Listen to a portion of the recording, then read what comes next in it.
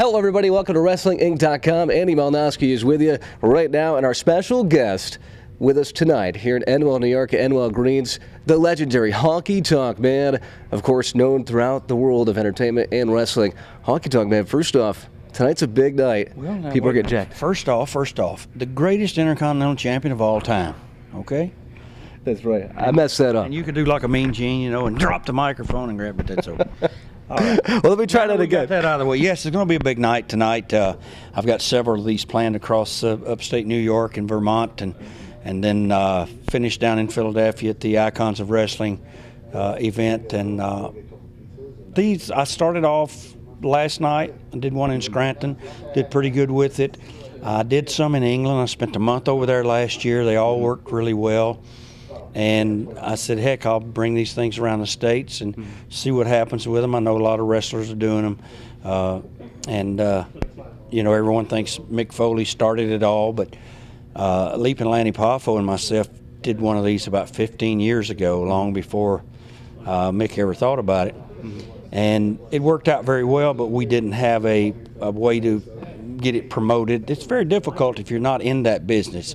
Wrestlers are like outsiders coming into the one-man show comedy business, and you know, it's hard to find the clubs and hard to get the clubs to want to take you and things like that, no matter how popular it might be. But once we get these things rolling now, I think I have a guy in Texas that's going to be booking me, and it's going to work out okay. It's road stories over 40 years of my career that the fans like to hear. You know, most of the fans, especially up in that's been around, I want to say up here in the Northeast, but you know, this program will show all over the world. But most of the fans don't know that I had a career prior to WWE. They don't know that I spent 10, 12 years toiling around the world, you know, a year in Puerto Rico, or a year in Nashville, a year in Memphis, a year in San Antonio, 6 months in Japan. I toured with USO tours all over the world for the military. But they didn't know about me until WWE took me and put me in the spotlight of national TV. And thank God for YouTube. Now they can go back and look and see all of that body of work that I had prior to the black hair and the sideburns and the Elvis nonsense that I was doing. The jumpsuit, of course. The jumpsuits, I mean, that evolved to some wrestling fans in Birmingham, Alabama, mentioned to me that, because I had sideburns down there, and I had long blonde hair. I did a hair dye match, dyed my hair black, had the sideburns, and they asked had I ever thought about doing an Elvis, and I said no, never considered it, because I was a Beatles and Rolling Stones fan.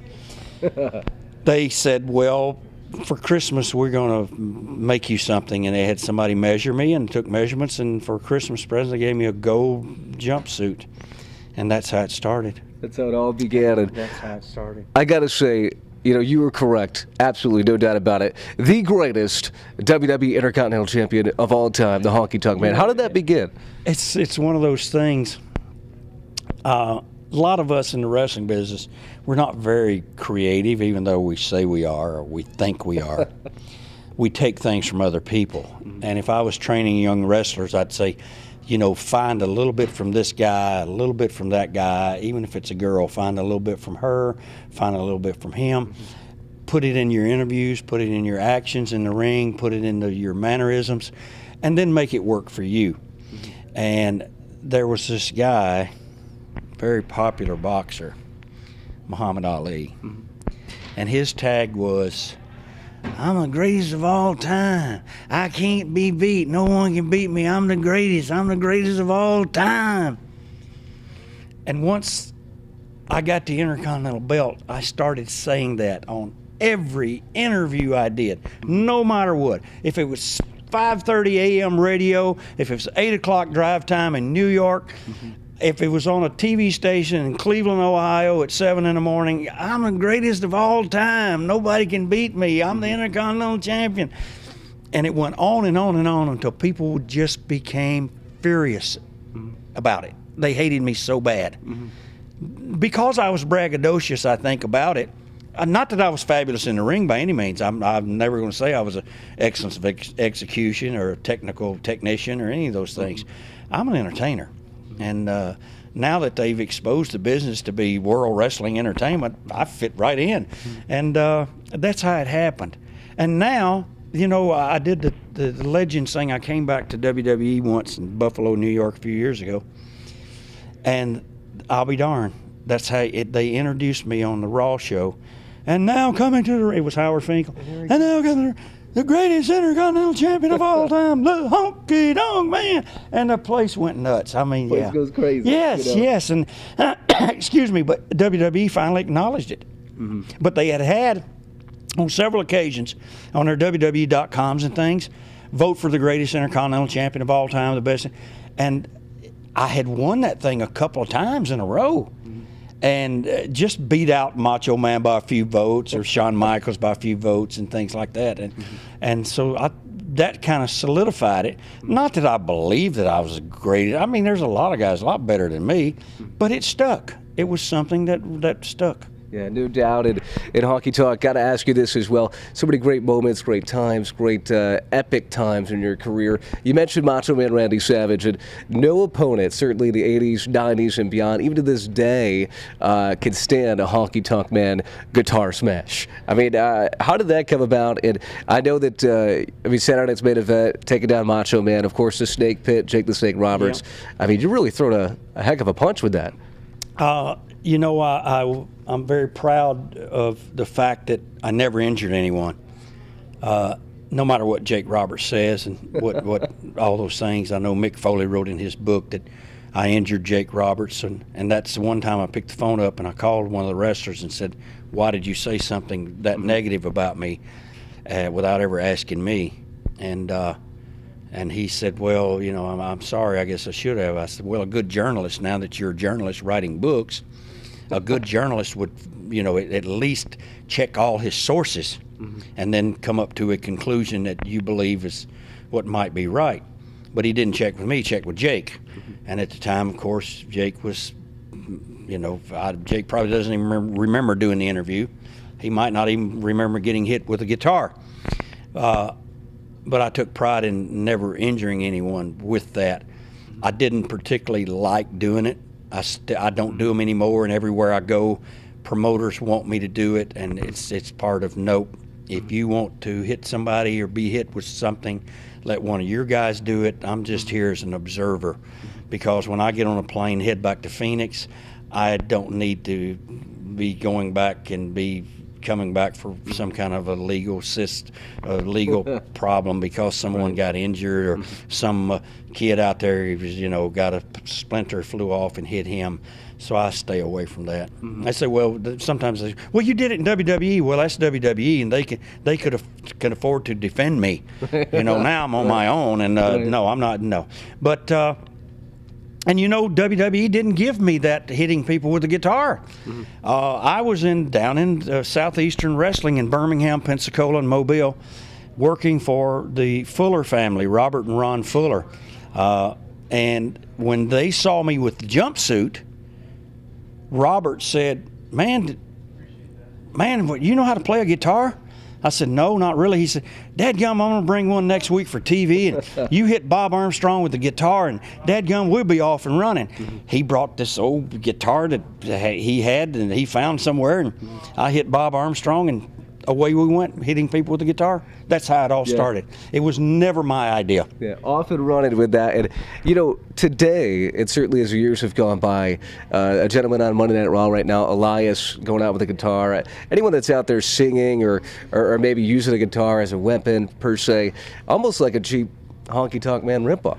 You know, people have asked me before, because Jeff Jarrett was, I think, the first one to come along after me and do it, and asked me how I felt about it.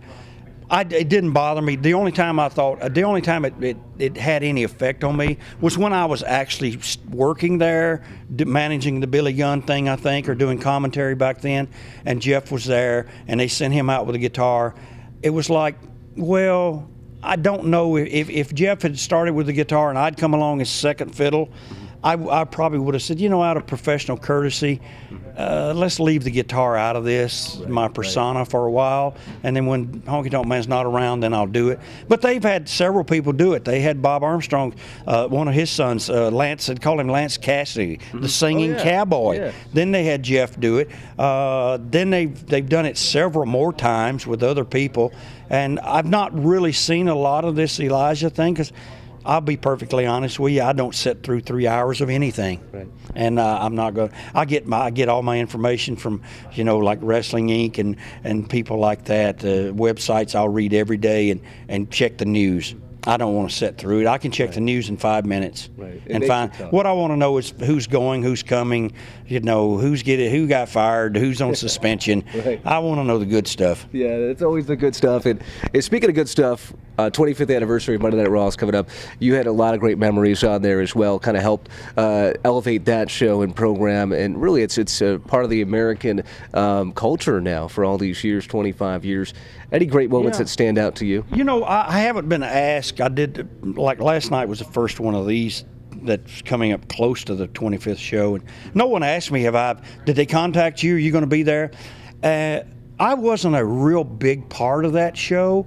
I came in, like I said, they brought me back to do the managing of the Billy Gunn thing, where I did some commentary, and I saw a list yesterday where out of the top 50 commentators on Raw, I was number 15, so I feel pretty good about that. I was at least in the top 15, and with what I did there, and I enjoyed doing the commentary because that was a nice little twist on everything. But I wasn't a big part of that at all. I did a few shows with the Billy Gunn thing, and then the DX started off of that. Billy Gunn hit me with the guitar, and he had Road Dogg Jesse James, and they teamed up, and then DX was formed, I think, the next week. And then, of course, I was fired, which is what they told me. They said, we're going to hit you with a guitar, and you're going to be fired as our manager. And I really was fired. So, but, you know, I licked my wounds and went home and watched everything progress after that. To be on a television show that's a top-rated show in the country for 25 years is a big deal. And, you know, WWE is, you can't take anything away from them. You know, I've said things about them. I've criticized them when I felt like they needed to be criticized, and I'll stand up for them when I feel like they need to be stood up for. And this to be able to have a top-rated show for that length of time is a real testament, because television business is very, very cruel, and it's hard to stay on there for that length of time. It is. You know, I mean, Sesame Street's been around, but that's about it. Big Bird, you know, you gotta love Big Bird, man. But, you know, moving on now, I mean, looking back, you really helped catapult one of the biggest stars in the industry back in the late 80s and 90s. Of course, SummerSlam 88. Coming out, give me somebody out here to wrestle. Give me someone out here to wrestle. I don't care who it is. Yeah, that was something. The Ultimate Warrior. Yes, and people say, you know, I don't care who it is. I love it. Yeah, but you know, it's part of my show I'll do tonight that I get into that. It's like every kid out there that was 8 years old, when I say I'm walking down the streets, I'm the greatest of all time, I'm looking for a fight, nobody can beat me. Every 8-year-old kid out there that's 38 now would say, boy, if he comes down my street, I can kick his rear end. I'll kick this guy's butt. So then when I go out and they wanted anybody to beat me, they didn't care who it was. They wouldn't have cared if the milkman would have beat me. They just wanted somebody to beat me. The milkman. Just get the belt off of this guy. So when I did lose, there was such an explosion in the building, if you go back and listen. Then I lose to the Ultimate Warrior, and then the people are like, yes, yes, he lost. And then they realize it. The second breath is, but not to that guy. The Warrior running down. Why did he have to lose to? I mean, we wanted him to beat, but not by that guy. So you can't win. Anyway, it was. I mean, my time was up. I knew it, and I had creative control. At the one time, I had really, really creative control over everything, and it was that match, and I put it all together. It was my idea. It was how I did it. They let me do it that way. and it was good for him. It was good for the company, and people still hated me anyway. You mentioned the hate, the art of being a heel. Certainly in the '80s, where it was heel, baby face, it was basically clear cut of who's good guy, bad guy. But certainly you had that instinct with you. What is it about being a heel that where many say, oh, it's a better part of wrestling? You can kind of be yourself, more edgier. You know, I've been a good guy now since I left WWE and transformed over to the good guy part. It was, for me, I started out that way, and it was easier for me to, because I was a bit of an introvert when I was in school and different things, and I didn't raise my hand and answer questions and do. I wasn't an outgoing personality, but being this bad guy character that I could play, I could do this, and I could do it with ease. I tried being the good guy. I didn't have the mannerisms for it. You know, I couldn't be that shy, humble country boy. I just couldn't do it. I could tell someone how to do it, but I couldn't do it. And being the bad guy with my mannerisms and the way I would do stuff, I studied the good bad guys in the business back then. I would watch and see what a Harley Race, how he had a match with a Jack Briscoe, or I'd watch a Terry Funk have a match with someone, and see what they did and how they did it and how they made people mad. And then I would listen to interviews, those key little words that guys would say. You know, it's like Flair's limousine riding, jet flying, kiss stealing, son of a gun, and things like just those little key words. And I took some from a guy, and he was a diamond ring Cadillac man. He had diamond rings and limousines. He was a rich girl's lover and a poor girl's dream. I mean, those things make people mad. And so I was able to capture the audience easier that way. I can capture them now as a good guy because they're glad to see me. But it was very easy for me. Some guys, it's easy for them. It was I mean, Ted DiBiase is a great good guy. He was a bad guy. But Ted now, when he goes out, he's a good guy. Andre the Giant was the best good guy for 20 years. Then all of a sudden, he was the most hated. He was the most hated man in the world besides me at one time. I was like number 2 behind him.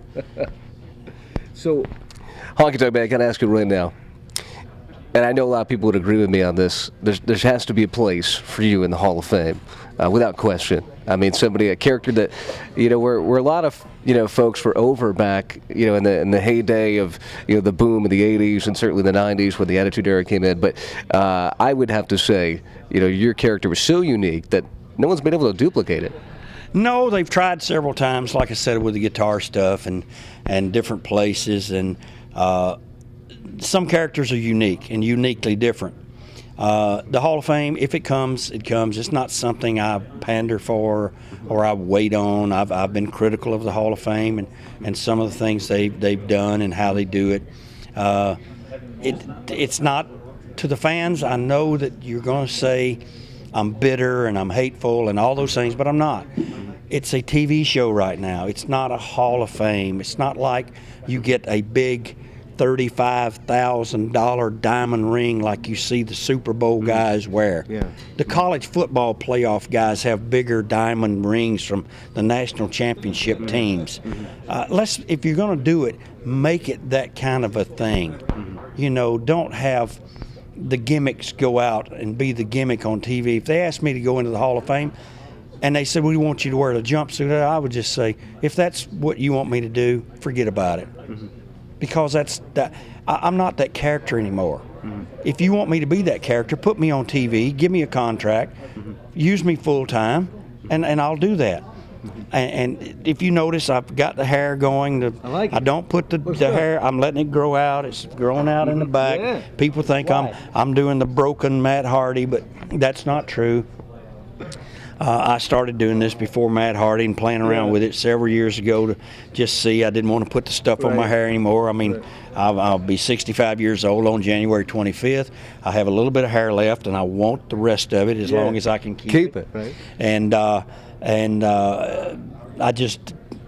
read an interview with Eddie Van Halen not so long ago, and they said, why did you stop dyeing your hair and doing everything? He said, I came to the conclusion that I'm almost 60 years old, or he is 60. He said that I'll never be young again. No matter what I try to do, I'm never going to be young again. Mm-hmm. So why do it? Mm-hmm. Why pretend I'm young again? Right. Mm-hmm. I mean, if people say, hey, you look great, well, I'm 65 years old. Well, you look great for 65. Well, thank you. But I mean, but I'm not going to run around and act like I'm 20 again, because I'm never going to be 25 or 30. Right. I'm never going to be the Honky Tonk Man, wear that jumpsuit anymore. Mm-hmm. That's over. It's done. Mm-hmm. You know, let me be another character. I now understand why movie actors and people don't want to get set into a role and be remembered as that person. But in wrestling, it's hard to be 4 or 5 different characters. It takes one character that makes a name for you, and Honky Tonk Man's the name. Right. Absolutely. And just a couple more.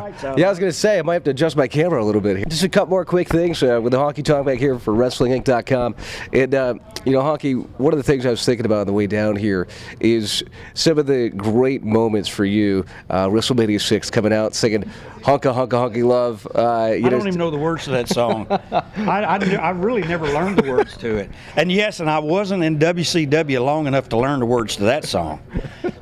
You're the one I've been dreaming of, Honky Love, right? I don't even know the Hunka Hunka Honky Dogger. I don't even know what that one was. But your theme song too is something that, you know, I'm cool, I'm cocky, I'm bad. Yeah. You and Jimmy Hart collaboration? Yes, and Jimmy and Jimmy Hart wrote the song, and we had it got the Rock and Roll Hoochie Coo guy that did Mean Gene's Rock and Roll Hoochie Coo. He did all the instrumentals and put it all together for us, and it turned out to be pretty good. I mean, but there again, I'm like, you know, a person in the music business.